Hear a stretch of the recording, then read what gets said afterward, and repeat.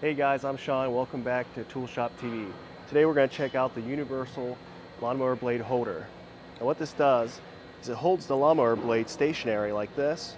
So when you go to loosen this bolt, the blade won't spin and you'll get enough torque to remove the blade. Now the first thing you want to do is go ahead and mark the blade here in the bottom with a marker or anything, just so you know the orientation when you go to reinstall it. All right, let's put it on and see how it works. All right, this blade holder simply slides over the blade and you just tighten it up just like that. You'll feel it get tight. All right. All right, now that we have the universal blade holder installed, we can go ahead and loosen up this bolt. Now with that installed, it kept the blade from moving. And look at that. It's that easy. And this blade's not going to spin around and you don't have to use a wood block like some people do. It'll pop out. It's a lot more dangerous. But with this, you're safe and secure.